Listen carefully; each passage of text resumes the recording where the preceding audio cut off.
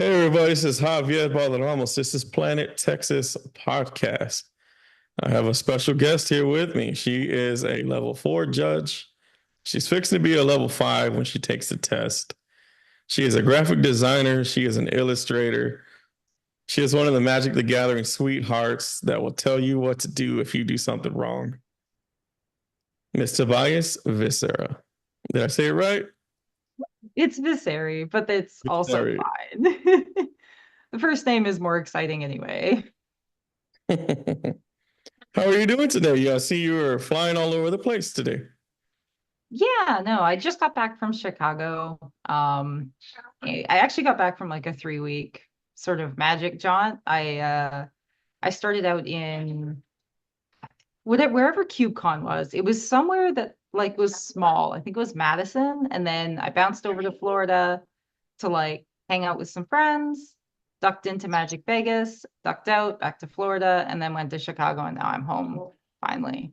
So just was unpacking this morning. So you've been gone for like almost a month from your house.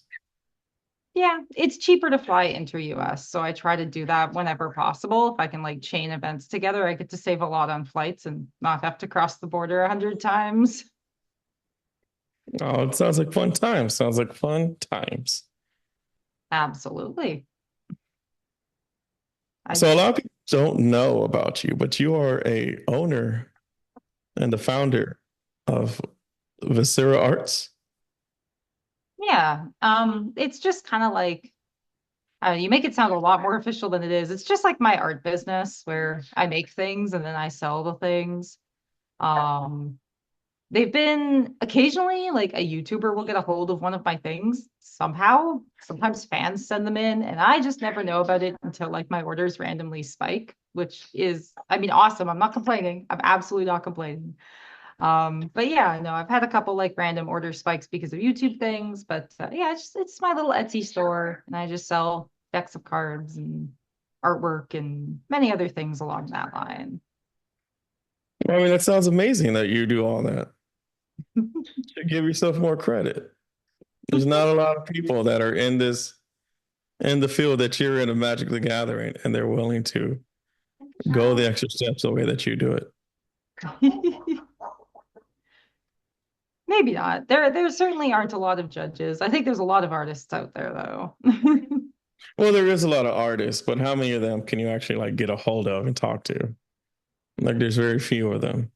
That's fair. It is true that like I took on judging because art is like a very isolated career and I needed like a little more social in my life. So it's kind of nice to get out there and talk to people sometimes as a job, in addition to like squirreling away at home and just drawing stuff. Well, at least you're making money from it. A lot of people don't even do that. Yeah, I do feel incredibly lucky to be able to actually, pay for stuff with drawing pictures. I when I was little, they always told me you're never going to be able to draw pictures for a living. Well, not to that. So you proved them wrong on that one.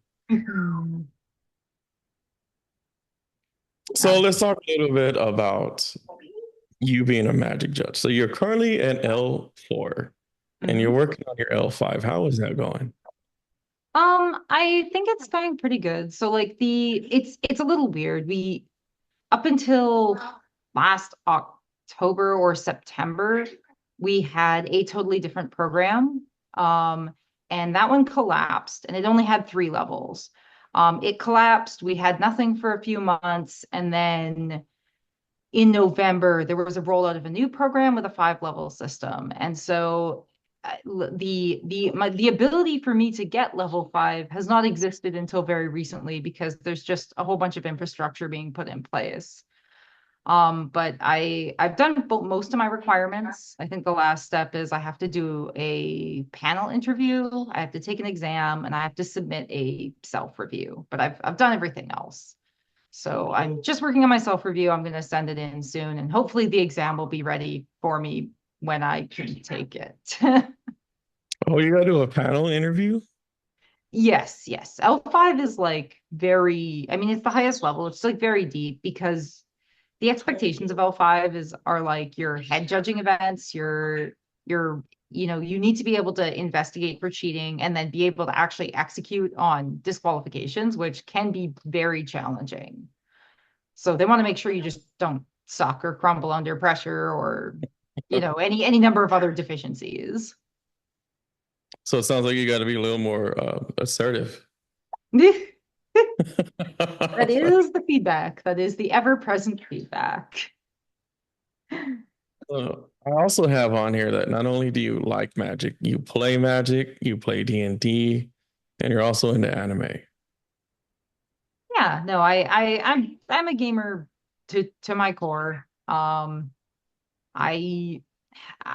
I think I ran a couple D&D campaigns a while ago. When I started really getting into magic judging, it was I kind of had to put that down because it's just a big temporal investment. I still watch anime. Flights are a great place to watch anime. And I play Magic. I try and play every new set that comes out because I feel like the number one thing a lot of judges that are very invested don't do is play. And to not suck as a judge, I really think you gotta play. If you don't play, you're just not gonna know what's going on.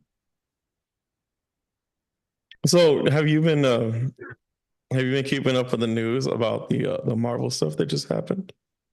Yeah, I was boarding a flight yesterday morning, kind of when they went on sale. I did want to try and pick one up because I know at Vegas they gave all the judges the Doctor Strange counterspell, and I thought that was really cool because Doctor Strange is my favorite superhero because he's a wizard and wizards are That great. is really cool. But I would all the secret have like a secret like card that they don't show or tell you about when you purchase. It's like a bonus card, and I think the bonus card for this Marvel one is the Doctor Strange counterspell. Because that would make sense. I don't think Wizards made a special judge specific card just for Vegas. But yeah, I got in the queue, but then I had to board my flight, so I just couldn't engage with it. But I heard it was kind of a shit show. Like Oh, there it was was like I joined the queue and then it said an hour and I'm like, I don't need it. I joined the queue. I remember said I joined the queue and it was like an hour and I'm like, no, I don't need Captain America that bad. And I'm sure I could just like I want the Storm one, but I'm not able to get the Storm one till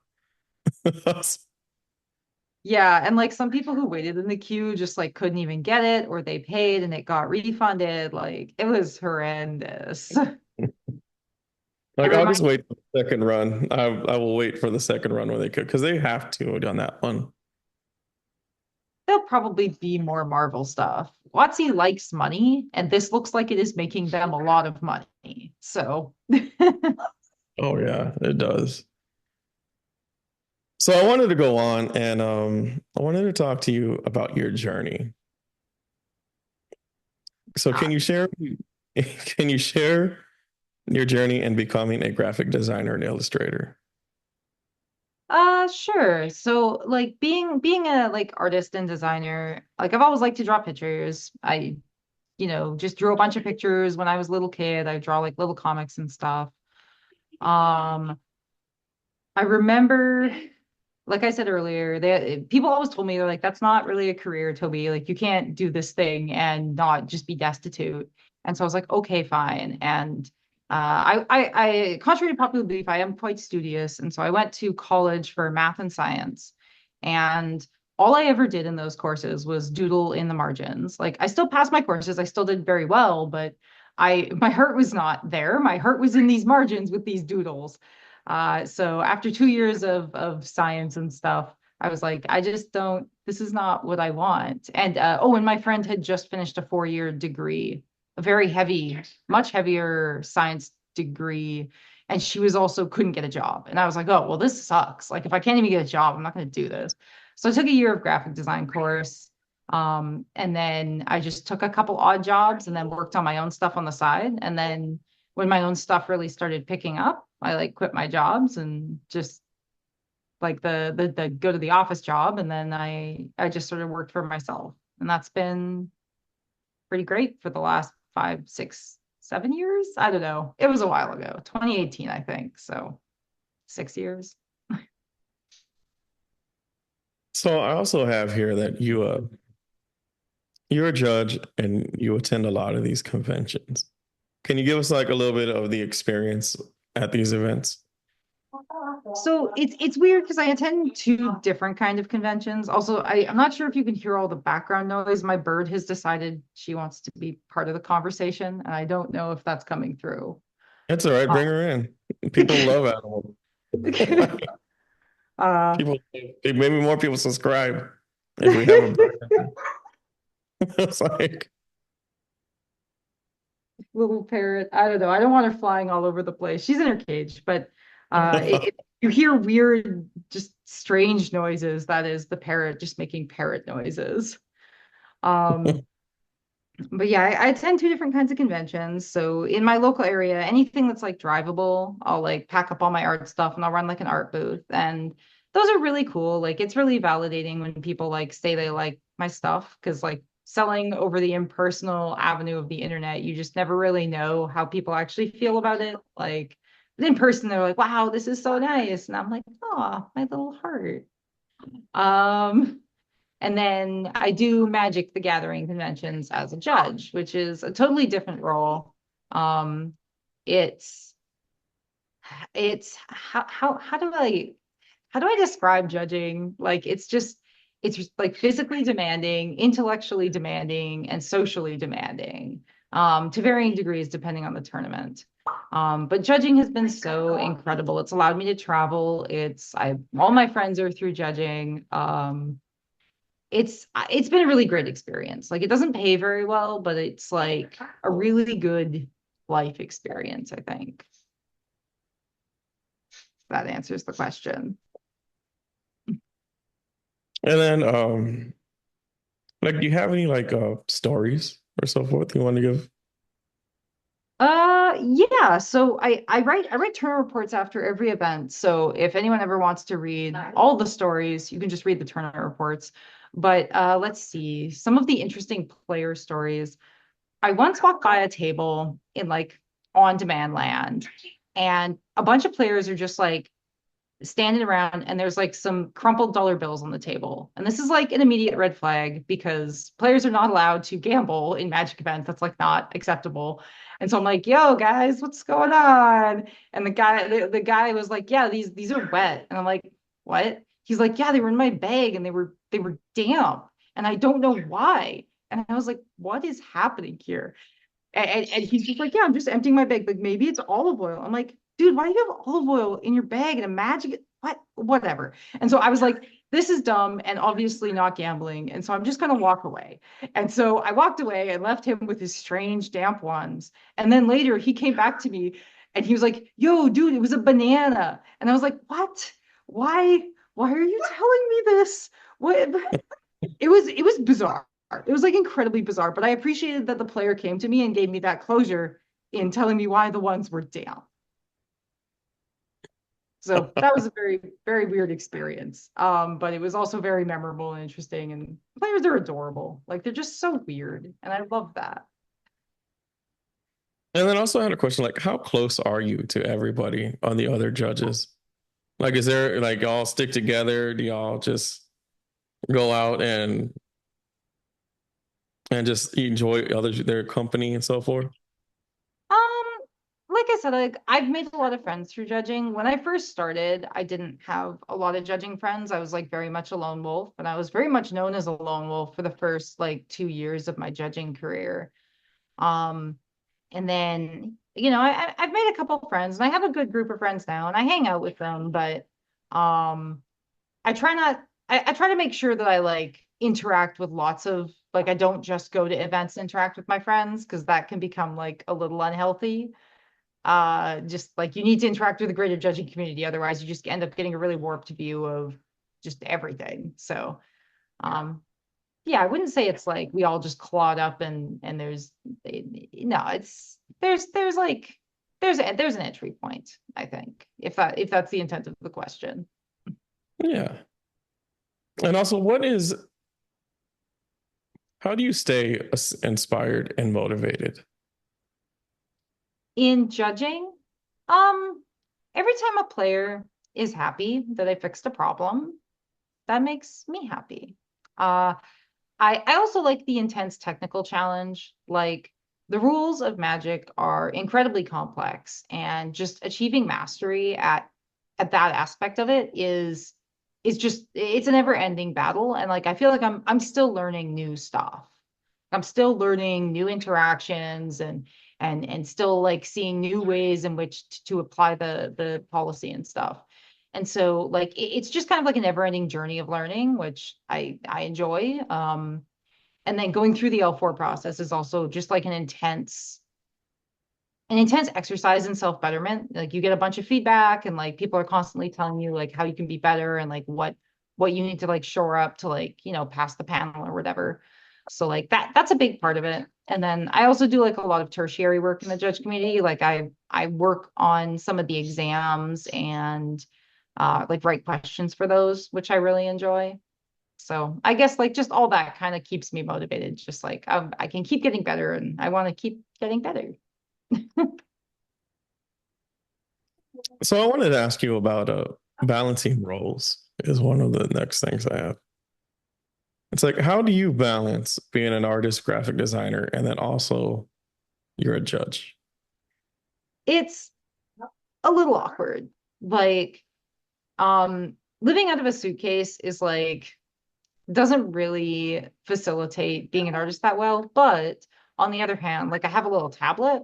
And so oftentimes, like as long as I like get all my prep done, I can just sit on a plane where I have no Wi-Fi and no distractions and just draw a thing if I need to do some commission work or whatever. And like hotel rooms sometimes have desks, sometimes I have goofy layovers, so I just like work in an airport lounge or something. Like the cool thing about being like a digital artist is that I can kind of take my work anywhere. So while, the actual days of the event, I don't get anything done because they're like 14-hour days or 12-hour days. And I kind of just don't want to do things after a judging, like judging a day, a judging day. Um, like the travel time, I can usually get some stuff done. And then when I come home, I just like, make sure the business is still doing well, order product if I need product, stuff like that. And as an artist, what is your biggest influence in the art world? I mean, I guess like it's gonna be like lame, but like I really like a lot of the Magic the Gathering art. What one of I don't follow a ton of the artists super closely, and like I don't I don't think I'm trying to emulate any single one of them. But I really do like Peter Moorbacher had some really, really great stuff.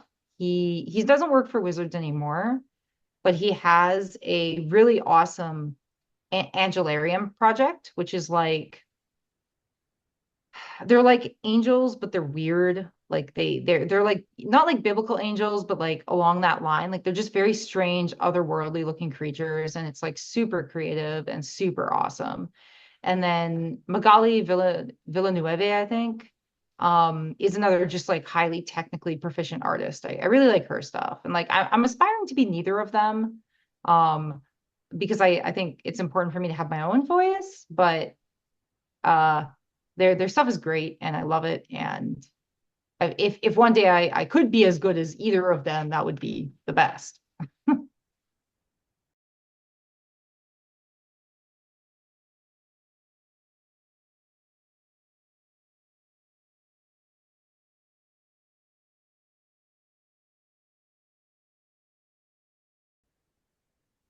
So what's some of your favorite stuff you have on your website?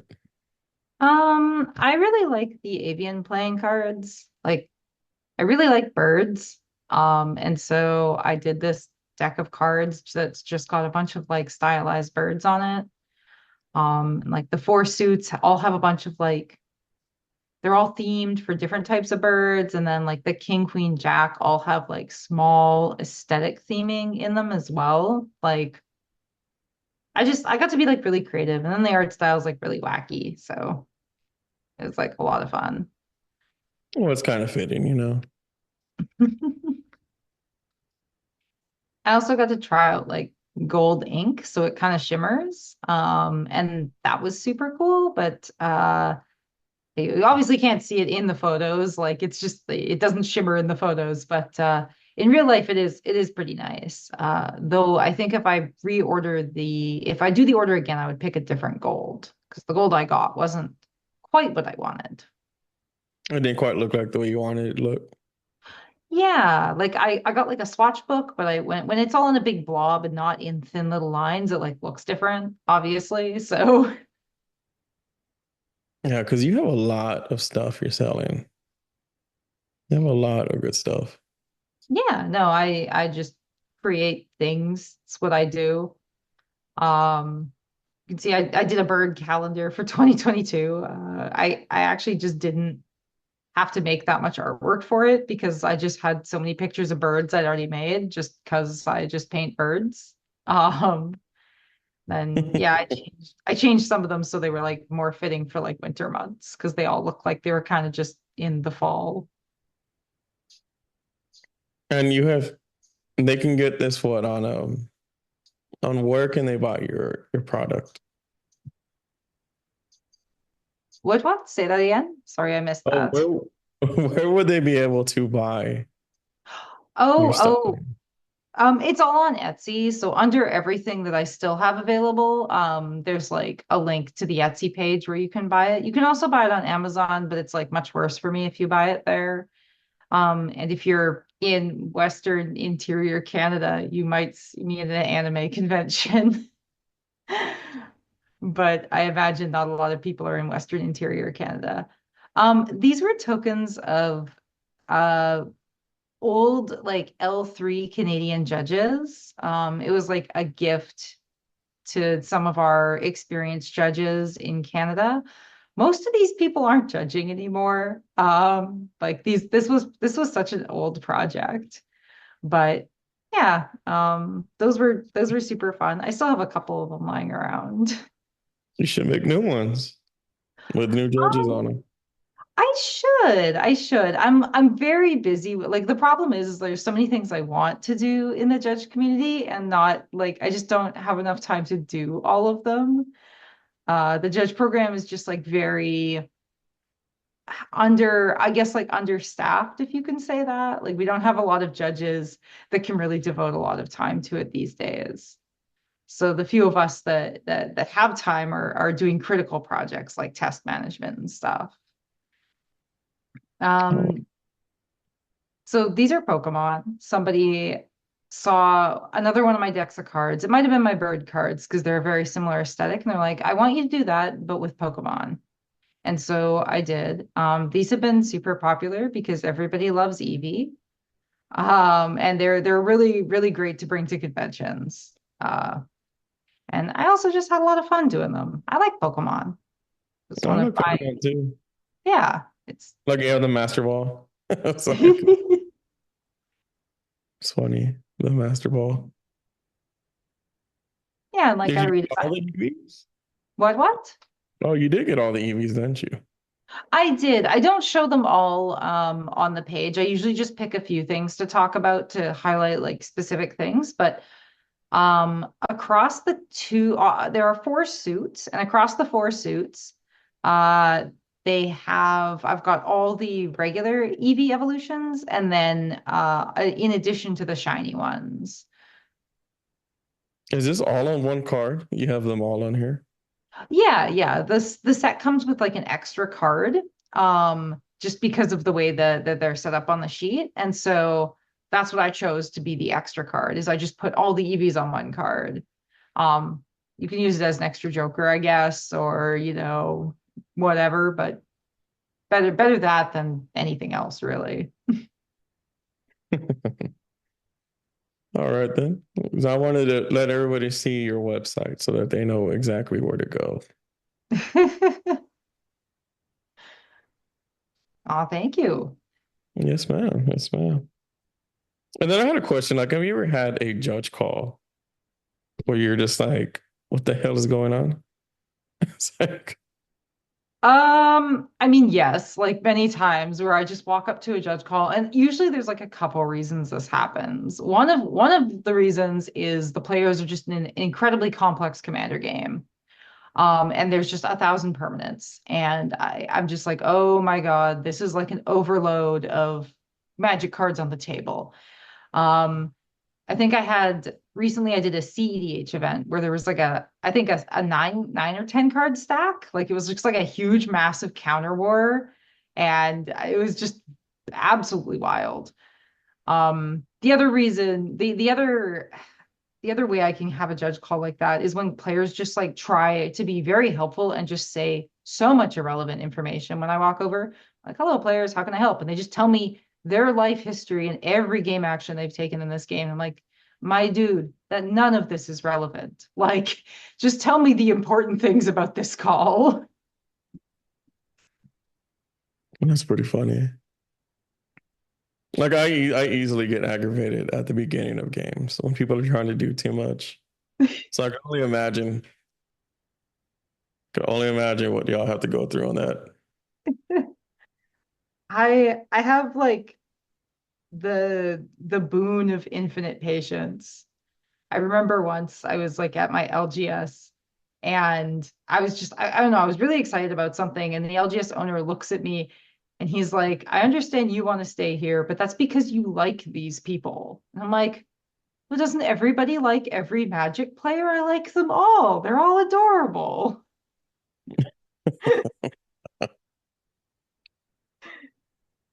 So, So did you have anything else before we kind of leave off?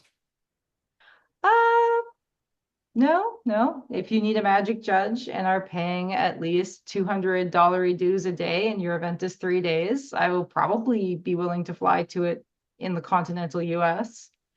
Um, So all it costs is $600 to get you to judge. 600 is like a little bit on the low end, but if it's like exciting sounding, I'm okay. I think SCG, when I work in SCG, I usually get about 900 because I get some sort of leadership something. But yeah, it's not that much. Also, you got to remember, I live in Canada. So like $600 is actually like 900 Canadian dollars. Like it's so much more here. Yeah, so I just recently was watching Worlds not too long ago. And Oh, what yeah. does it take for a what are those judges? Are all those judges level fives? Exactly how does that? Oh, no, no, no, no, no.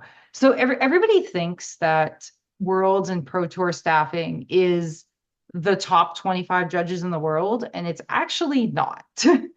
Um, a bigger requirement for judges working Worlds and the Pro Tour is languages. It's more important that you have judges that speak every language a player might need than it is to have the best judges in the world. Like the head judges are usually the best judges in the world, but the floor judges really range in actual efficacy at judging. There have been a lot of L2s on Worlds just because like we need to fill language requirements and stuff.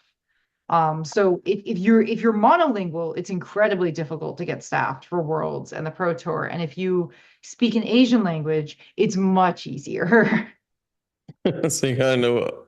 So you're saying you gotta know multiple languages if you want an opportunity to.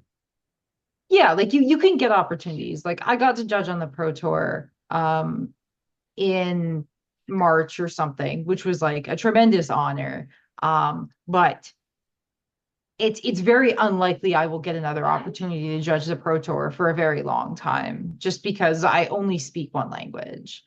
But if you speak Japanese, Korean, Chinese, like those are very difficult languages for them to staff.